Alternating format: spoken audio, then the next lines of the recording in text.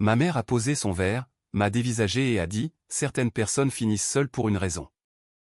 Le silence s'est installé autour de la table, attendant que je me sente tout petit comme j'en avais l'habitude. Au lieu de cela, j'ai souri et j'ai dit, je ne suis pas seul. Je suis marié depuis des années. Mon père a frappé la table si fort que les fourchettes ont bondi. Puis a exigé de savoir pourquoi il ne l'avait jamais rencontré. Bonjour à tous, je m'appelle Maya Bennett. J'ai 32 ans.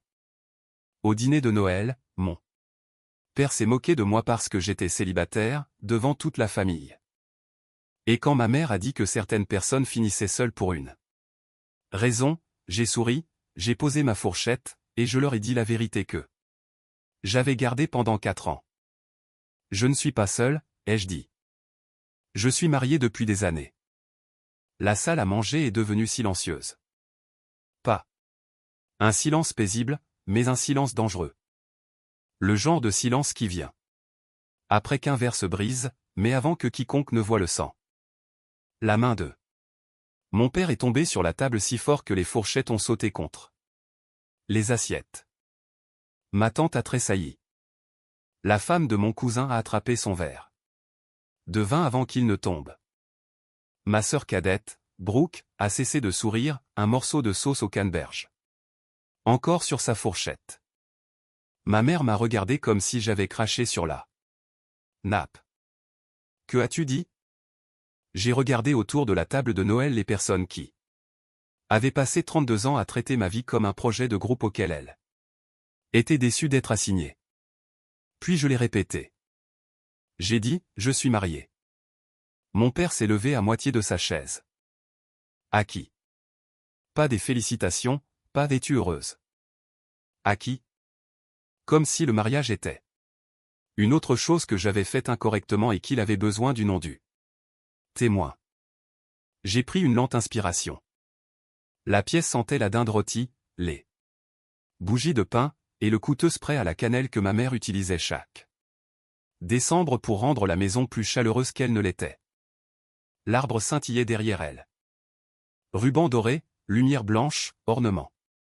Assorti, un Noël familial parfait, mis en scène dans une maison où personne n'avait jamais appris à être gentil sans public.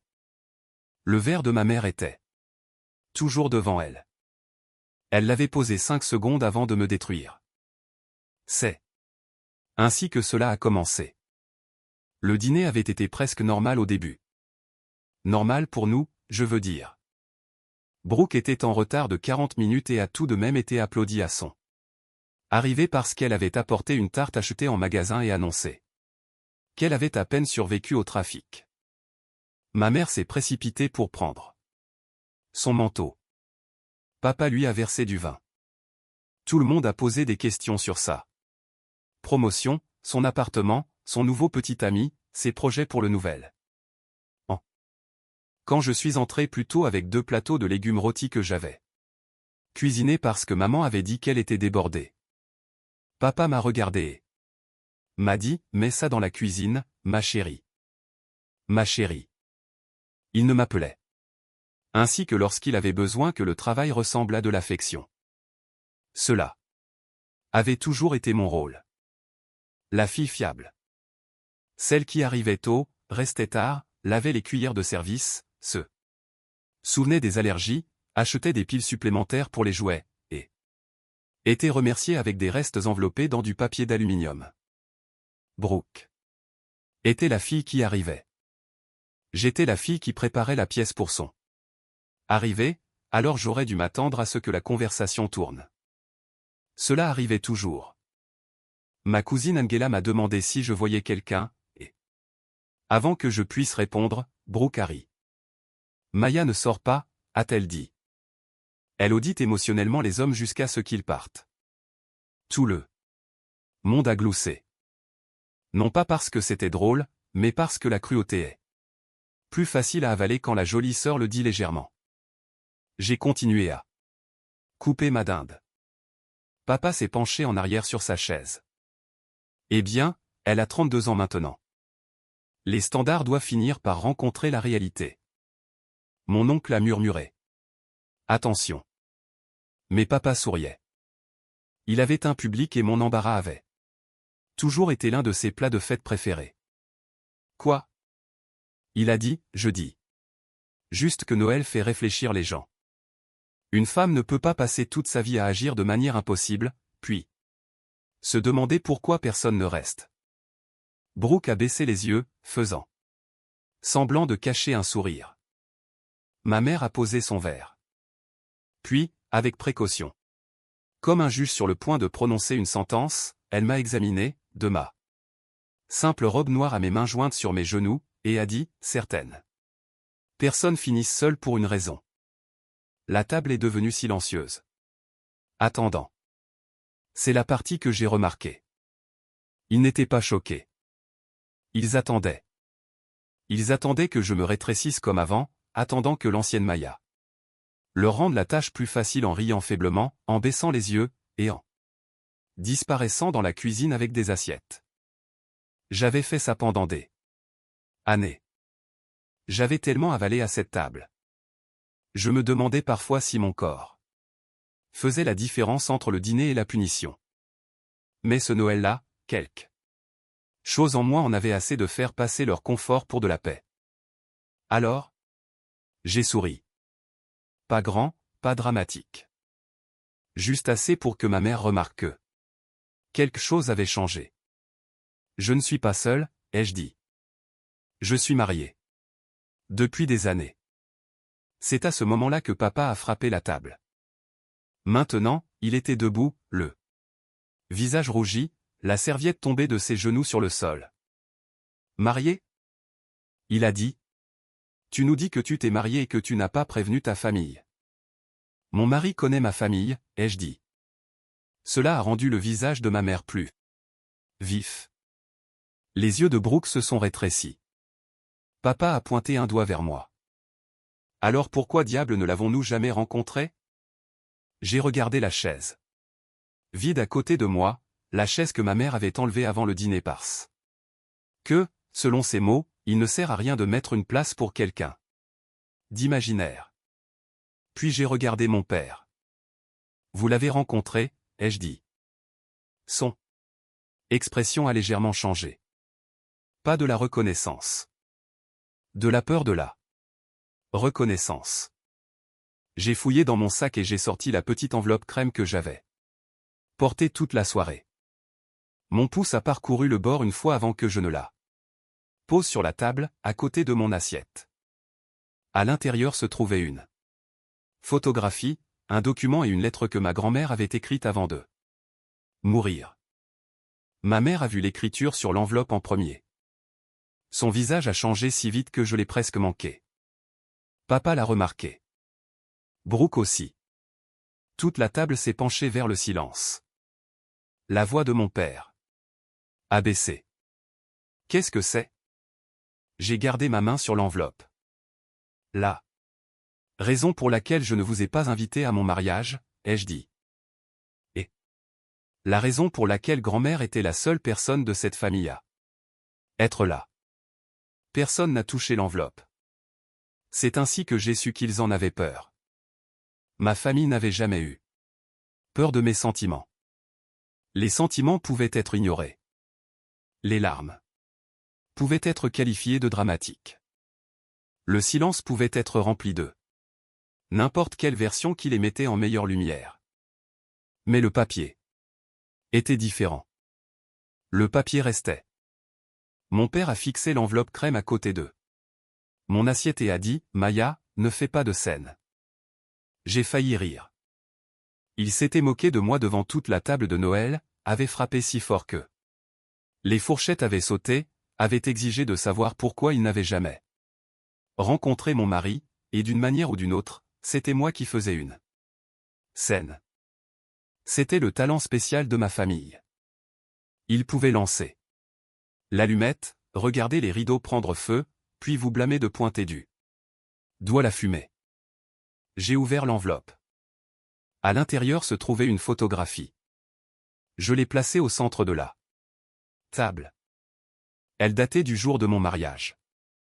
Pas un grand mariage, pas une salle de bal, pas une église pleine de proches, pas une réception où ma mère aurait pu Arranger les fleurs et critiquer ma robe. Juste un jardin de palais de justice. Au début du printemps.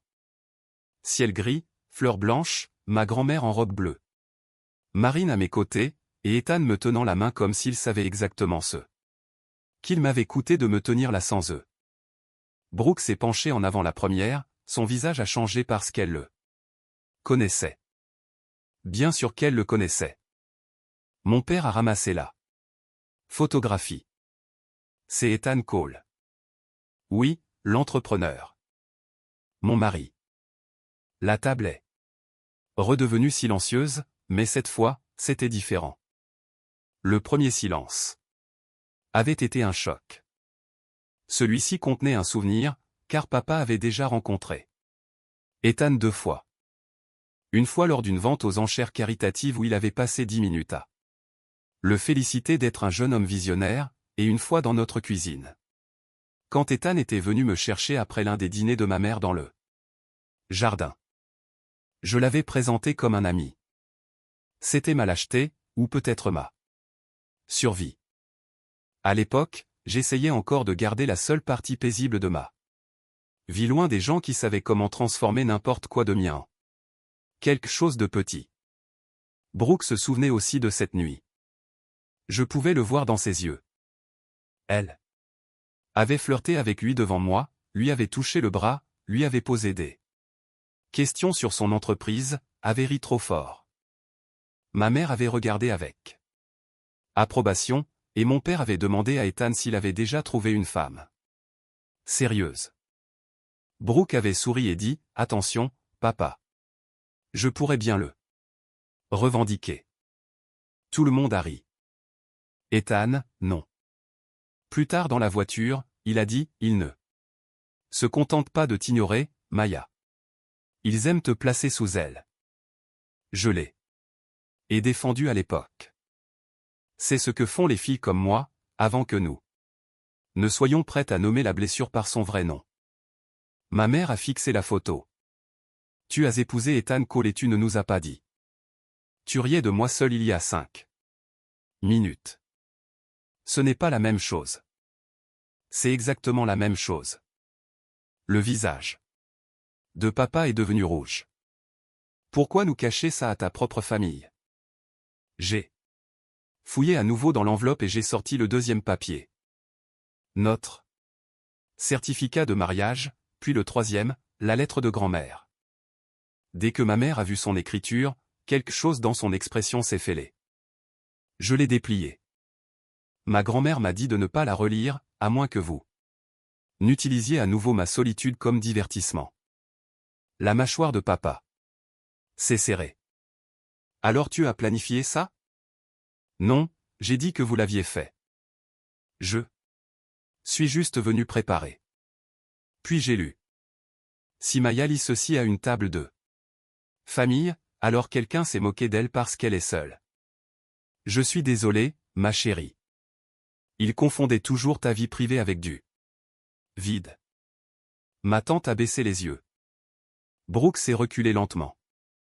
J'ai continué à lire. Ton père demandera pourquoi il n'a pas été informé. Ta mère fera de la discrétion une affaire personnelle. Brooke agira comme si elle était blessée de ne pas être au centre de ta joie. Laisse-les faire.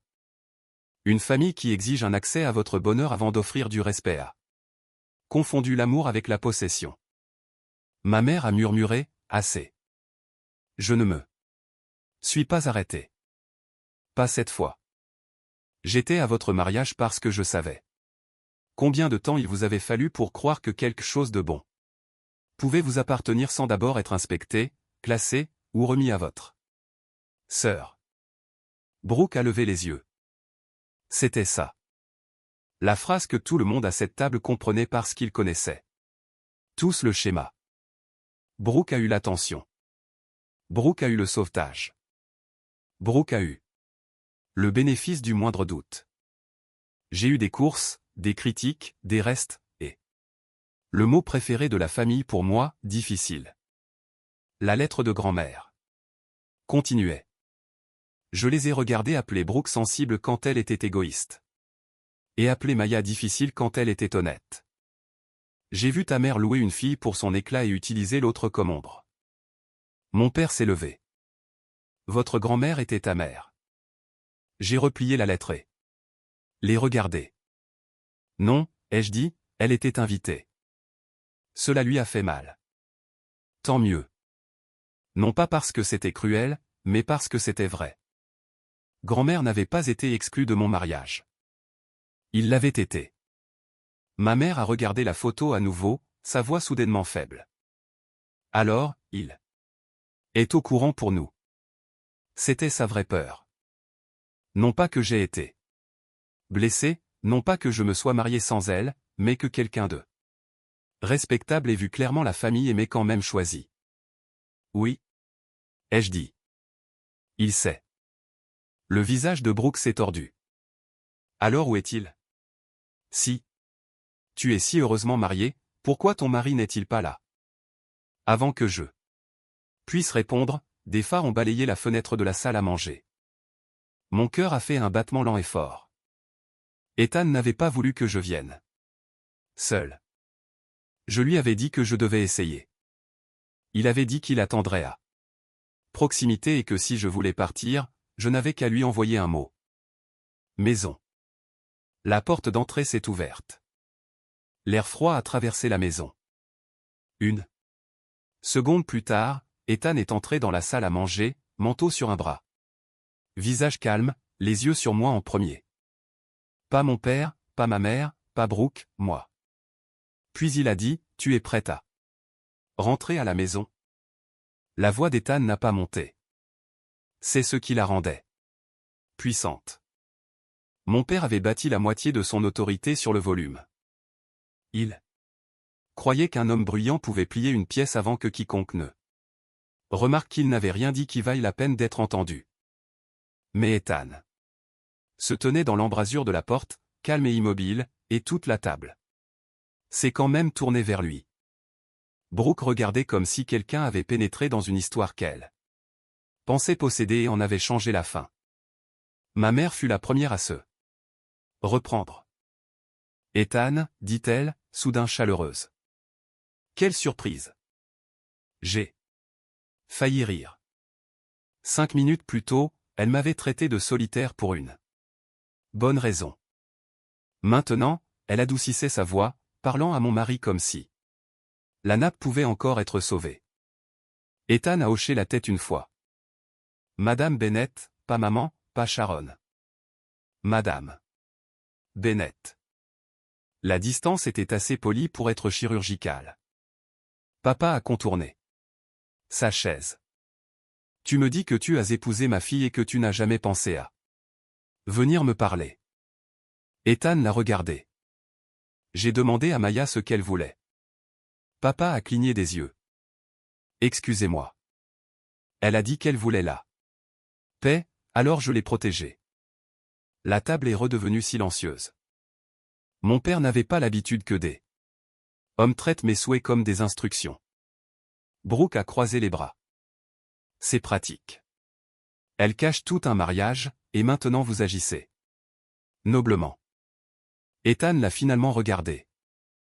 Non pas avec colère, pire. Avec précision. Vous avez essayé de m'inviter dans la cuisine de vos parents alors que votre sœur se tenait à 3 mètres de là. Le visage de Brooke est devenu rouge. Ma tante a fait un petit bruit dans sa serviette. Papa s'est tourné vers Brooke. Quoi? Brooke a claqué. Je ne savais pas. Ethan a dit que c'était le problème. Vous n'avez pas demandé qui j'étais pour elle. Vous avez juste supposé que si Maya avait quelque chose de bien près d'elle, c'était disponible. Je l'ai regardé parce que c'était tout. Le schéma familial en une seule phrase. La bouche de ma mère s'est serrée. C'est injuste. Je l'ai regardé. Vraiment? Elle n'a pas répondu. Ethan a contourné la table et s'est tenu à côté de ma chaise. Il ne m'a pas touché tout de suite. Il savait mieux. Il m'a laissé décider si je voulais du réconfort devant des gens qui avaient utilisé Chaque douceur contre moi. J'ai tendu la main vers la sienne. C'était ma réponse. Papa a vu nos doigts entrelacés et a semblé presque offensé. Comme si de l'affection avait été retirée du compte familial sans approbation. Depuis combien de temps, a-t-il demandé. 4 ans, ai-je dit. Ma mère a porté une main à sa gorge. 4 ans. Presque 5 ensemble. Brooke a ri une fois, un rire sec et laid. Et grand-mère savait. Elle était au mariage, ai-je dit. Papa a secoué la tête. Ma propre mère m'a caché ça. Non, ai-je dit, votre fille sait. Caché de vous. Grand-mère l'a respecté. Cette phrase a frappé plus fort que prévu parce que pour une fois, la blessure ne pouvait pas être redirigée. Il ne pouvait pas blâmer grand-mère sans admettre qu'elle avait été digne de confiance. Il ne pouvait pas blâmer Ethan sans admettre qu'Ethan m'avait choisi. Il ne pouvait pas me blâmer sans expliquer pourquoi je croyais que cacher le bonheur était plus sûr que de le partager. Mon oncle a finalement parlé. Maya. Pourquoi ne nous as-tu rien dit? Ce n'était pas cruel. Ça rendait la chose plus difficile. Je l'ai regardé, puis le reste de la table.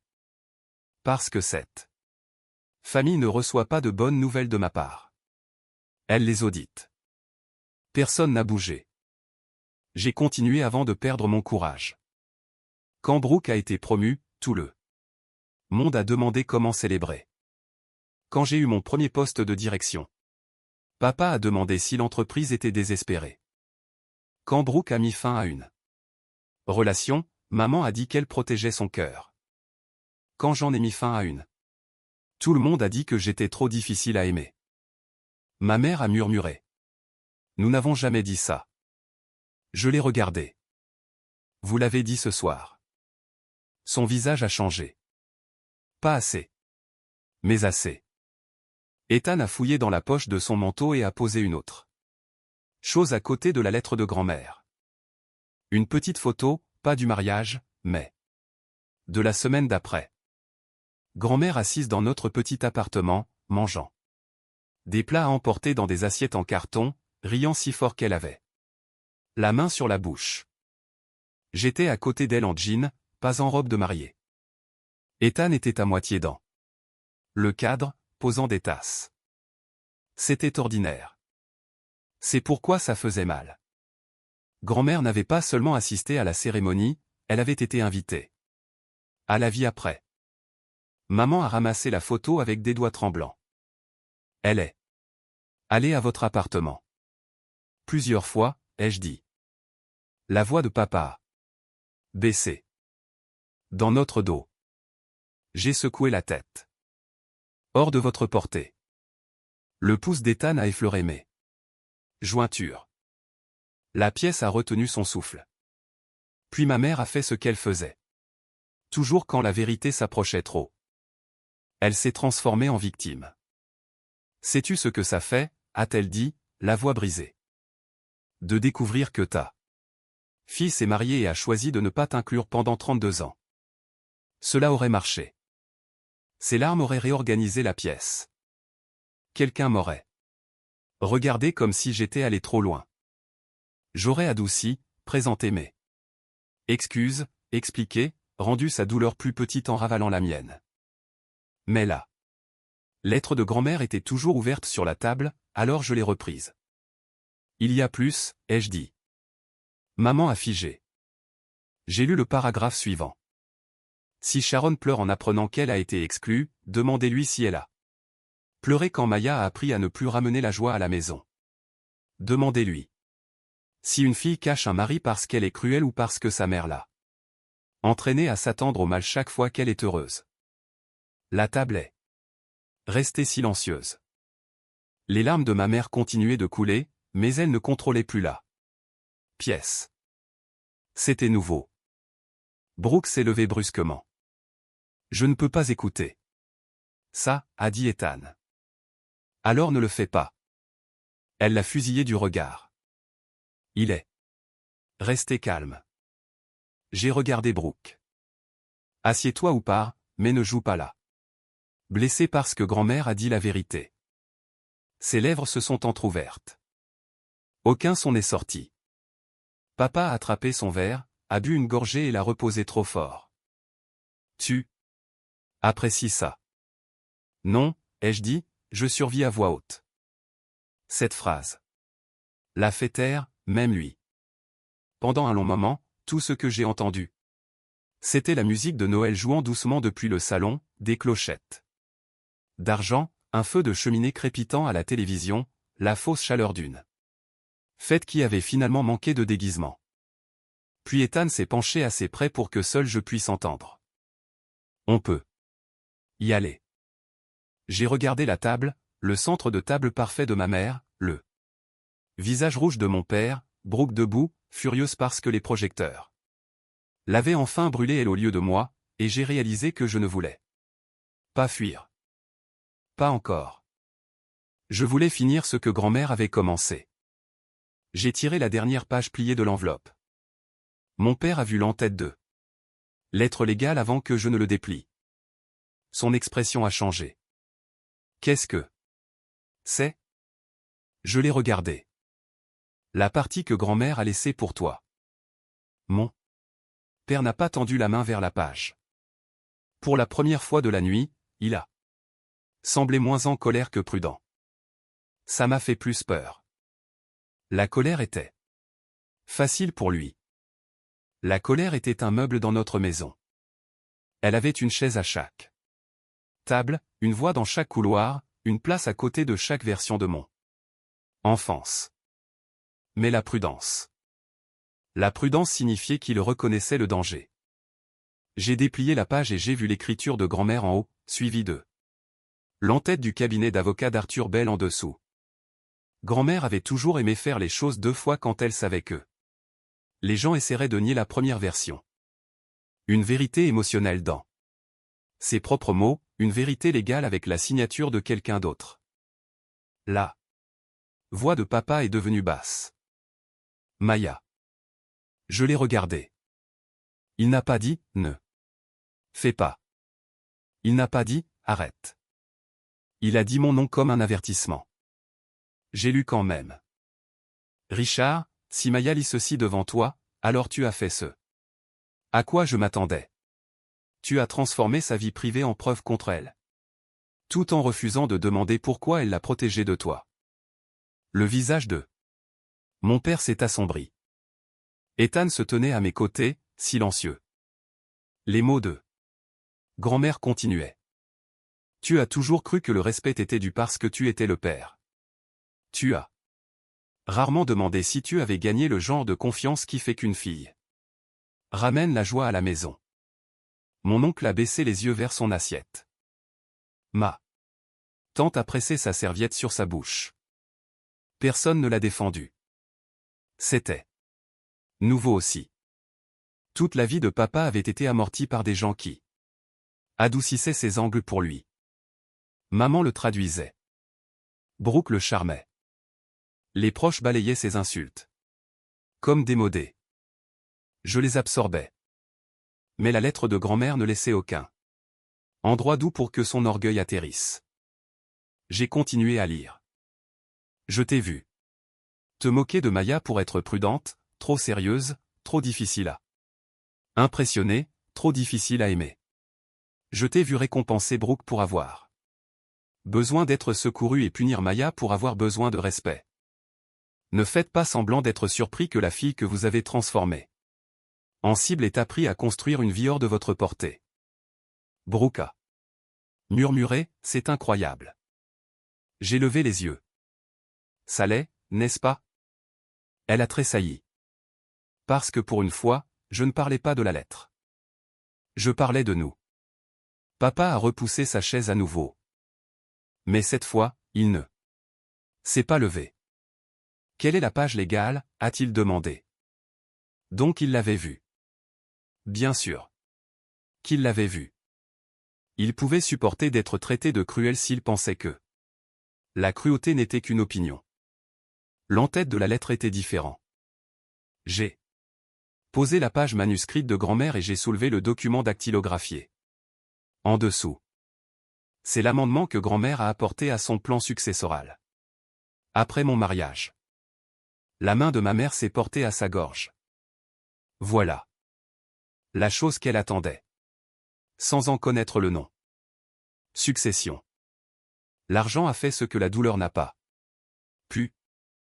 Il a rendu tout le monde soudainement familier avec les conséquences. La voix de papa s'est aiguisée. L'héritage de votre grand-mère n'a rien à voir avec ça. Elle pensait que si. Ethan m'a serré la main une fois, puis l'a lâché pour que je puisse tourner la page. J'ai lu la section dactylographiée. Toute tentative de Richard Bennett, Sharon Bennett ou Brooke Bennett de contester, punir, humilier publiquement ou faire pression financièrement sur Maya Bennett Cole en raison de son mariage privé entraînera la suppression immédiate de leur part discrétionnaire. Ma mère a murmuré, Bennett Cole. La tête de Brooke a tourné vers moi. J'ai failli sourire. C'est la partie qui les dérangeait. Pas que j'ai été humilié. Pas que grand-mère l'ait vu. Mais que mon nom ait changé quelque part. Au-delà de leur permission. Papa s'est levé. Alors c'est ridicule. Elle ne peut pas contrôler la façon dont nous réagissons au fait d'avoir été menti. La note d'Arthur l'avait aussi anticipé. J'ai lu la ligne suivante.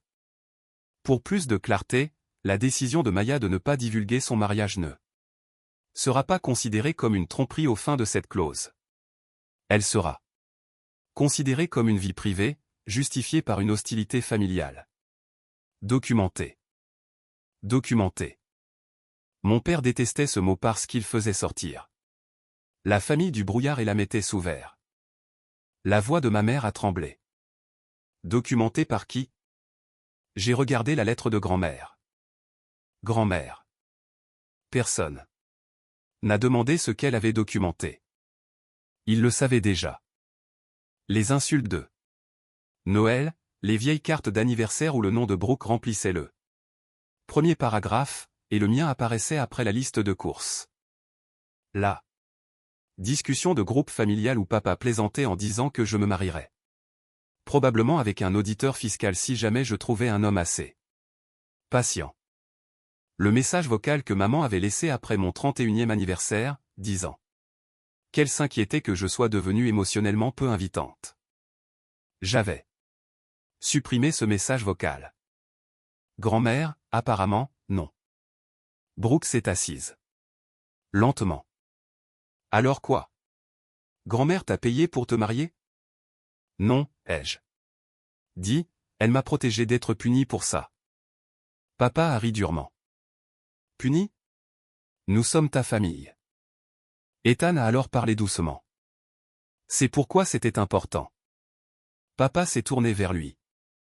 Tu restes en dehors de ça. Ethan n'a pas bougé. Je l'ai fait pendant 4 ans parce que Maya me l'a demandé. La pièce est devenue silencieuse.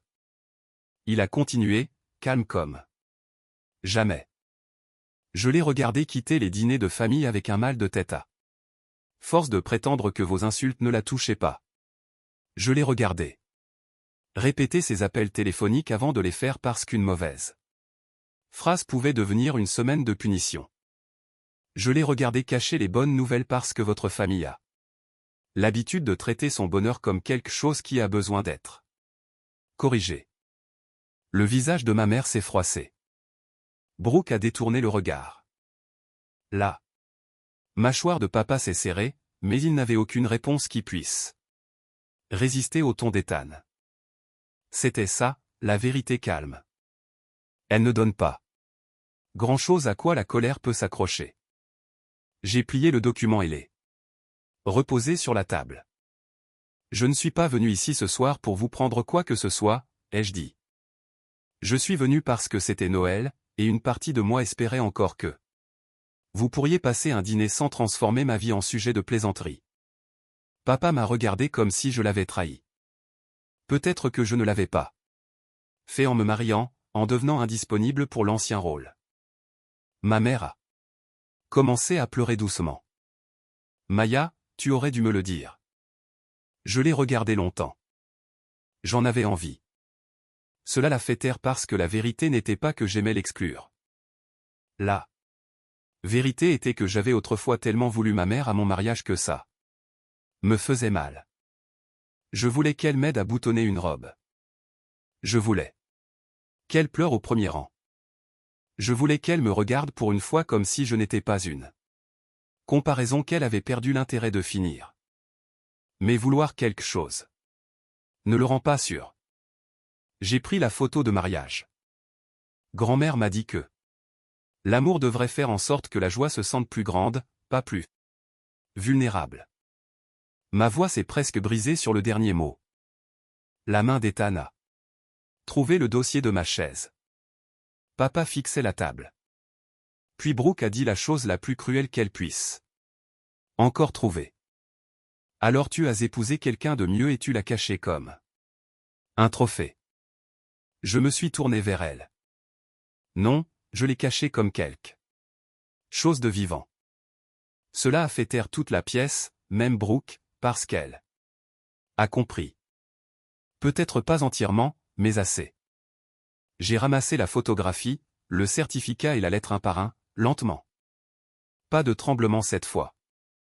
Ma mère a murmuré, tu pars? J'ai regardé Ethan, puis la chaise vide qu'ils avaient retirée avant le dîner. Non, ai-je dit. D'abord, je remets son assiette. Personne n'a bougé. Pendant une seconde, je ne pense pas qu'ils aient compris ce que je voulais dire. Puis les yeux de ma mère se sont portés sur la chaise pliée contre le mur près du vaisselier. La chaise supplémentaire. Celle qu'elle avait retirée avant le dîner parce que, comme elle l'avait dit plus tôt, Maya n'amène jamais personne. De toute façon. Ethan l'a vu aussi. Tout comme papa. Tout comme Brooke. Cette chaise n'avait pas semblé cruelle quand je suis arrivé. Pas bruyamment. C'était trop ordinaire pour ça.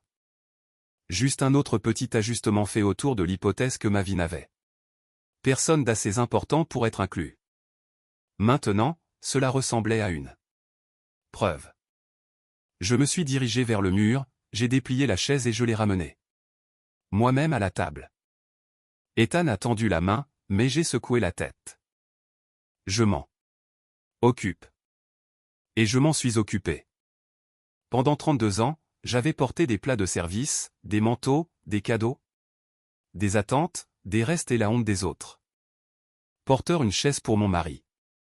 Semblait presque léger. Je l'ai placé à côté de la mienne. Puis je suis allé à la cuisine, j'ai pris une assiette propre dans le placard, une fourchette dans le tiroir et une des serviettes en tissu que ma mère n'utilisait que lorsque des proches étaient présents. Quand je suis revenu, tout le monde regardait encore. J'ai dressé la table. Soigneusement, assiette, fourchette, couteau, serviette, verre à eau, un service complet pour l'homme que ma famille avait décidé de ne pas exister, car il n'avait jamais pris la peine de demander si ma vie était devenue plus riche sans eux. Ethan s'est assis à côté de moi. Pas de manière dramatique, pas comme s'il revendiquait de l'espace, mais comme s'il appartenait là parce que je l'avais invité. C'était suffisant. Mon père est resté debout un long moment, puis s'est rassis sur sa chaise. Son visage semblait plus vieux qu'il ne l'était 20 minutes plus tôt. Pas humble. Exactement. Mon père n'était pas fait pour que l'humilité arrive rapidement. Mais quelque chose s'était brisé. La certitude peut-être, la vieille croyance. Qu'il pouvait se moquer de moi et s'attendre toujours à accéder à chaque partie sacrée de ma vie. Ma mère a fixé l'assiette d'Ethan. Je serais venu, dit-elle doucement. Je l'ai regardé, au mariage.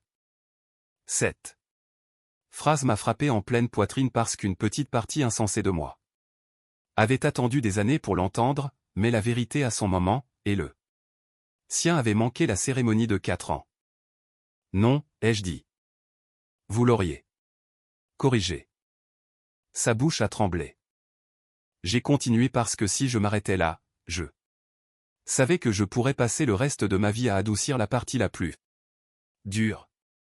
Tu aurais demandé pourquoi la robe était si simple, pourquoi Brooke n'était pas demoiselle d'honneur, pourquoi papa ne me conduisait pas à l'hôtel, pourquoi nous n'avons pas attendu un meilleur lieu, une meilleure saison, une meilleure version de moi dont être fier.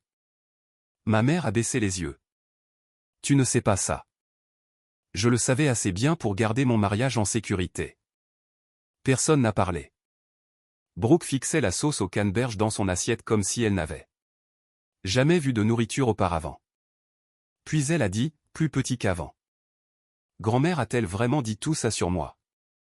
Je l'ai regardée. Elle a dit la vérité sur nous tous. Les yeux de Brooke se sont remplis de larmes. Mais cette fois, elle n'a pas tourné la pièce vers ses larmes. Elle a juste hoché la tête une fois. C'était la chose la plus proche de la croissance que j'ai jamais vue chez elle. Le dîner de Noël ne s'est pas remis. Certains repas ne peuvent pas être sauvés une fois que la vérité s'est installée. Ma tante a aidé à débarrasser les assiettes en silence. Mon oncle m'a serré dans ses bras dans le couloir et a murmuré, « Je suis désolé. » Nous avons ri. Ma cousine Angela a demandé si elle pouvait rencontrer Ethan correctement un jour. Pas comme un potin, pas comme un spectacle, juste comme une famille essayant tardivement de faire quelque chose de décent. J'ai dit peut-être. C'était la réponse la plus honnête que j'avais. Papa n'a pas présenté d'excuse cette nuit-là. Il se tenait près de la porte d'entrée pendant qu'Ethan m'aidait à enfiler mon manteau et a dit, « Tu aurais dû nous le dire. » Je l'ai regardé. Une dernière fois. Vous auriez dû être en sécurité pour le dire. Il n'avait pas de réponse. C'est devenu la dernière phrase que j'ai emportée de cette maison. Pas un claquement, pas un cri, juste une vérité laissée là comme un manteau que personne ne voulait ramasser. Dans la voiture, Ethan a conduit. Sans parler pendant les premières minutes. La neige avait commencé à tomber. Légèrement, s'accrochant au lampadaire et fondant contre le pare-brise. Je tenais la lettre de grand-mère sur mes genoux. Finalement, Ethan a dit, « Tu vas bien ?» J'ai ri une fois. Non. Il a hoché la tête. Puis j'ai dit. Mais je ne suis pas seul. Sa main a trouvé la mienne sur la console. Non. A-t-il dit. Tu ne le es pas. La clause successorale a eu de l'importance plus tard. Mon père a essayé d'appeler Arthur Bell la semaine suivante, furieux que grand-mère ait transformé l'héritage en arme. Arthur lui a envoyé des copies de l'amendement, la documentation que grand-mère avait gardée et un bref avertissement formel concernant le harcèlement. Après cela, papa a cessé de le considérer comme une blague. Ma mère m'a écrit un long email en janvier. Il a mal commencé. Je n'ai jamais voulu te faire sentir. J'ai failli le supprimer tout de suite. Mais à mi-chemin, quelque chose a changé. Elle a écrit que lorsqu'elle a vu l'assiette d'Ethan à table, elle a réalisé que je ne lui avais pas caché un mari. J'avais caché un foyer. Cette phrase est restée avec moi. Non pas parce qu'elle a tout réparé, mais parce que c'était la première fois qu'elle nommait ce que j'avais protégé au lieu de ce qu'elle avait perdu. Brooke a envoyé un SMS.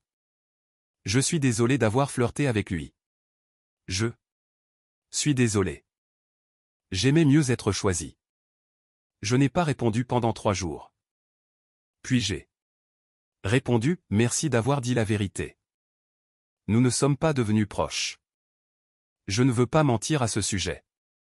Certaines histoires se terminent par une réconciliation parce que les gens veulent que la blessure ait l'air utile.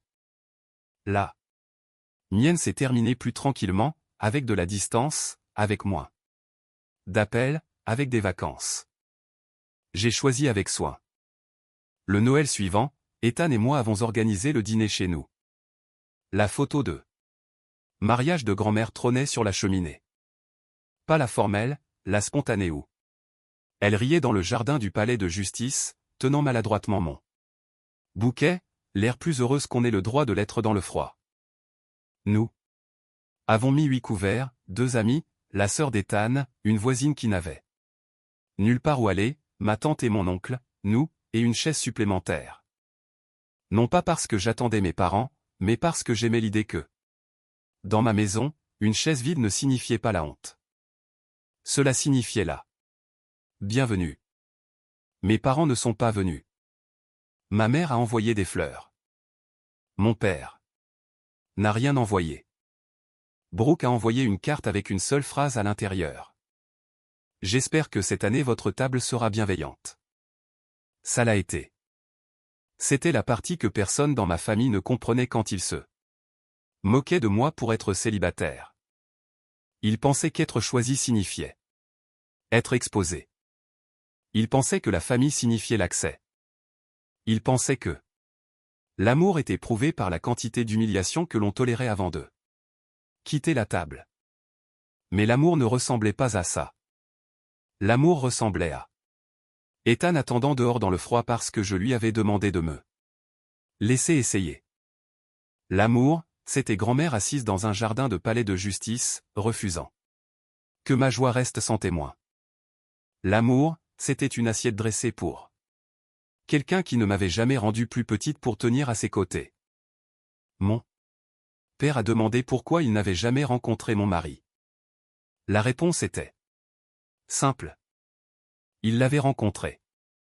Il n'avait simplement jamais reconnu le genre d'homme qui choisirait la fille qu'il avait passé des années à enseigner à tout le monde à ignorer.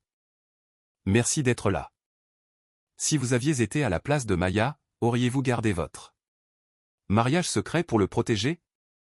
Ou auriez-vous dit à votre famille, au risque qu'il le ruine? Et si vos parents se moquaient de vous pour être seul alors? Que vous construisiez tranquillement une vie paisible, les inviteriez-vous encore à votre table? Dites-le moi dans les commentaires. Et si cette histoire vous a marqué, n'hésitez pas à aimer la vidéo et à vous abonner à la chaîne. J'adorerais vous retrouver dans la prochaine.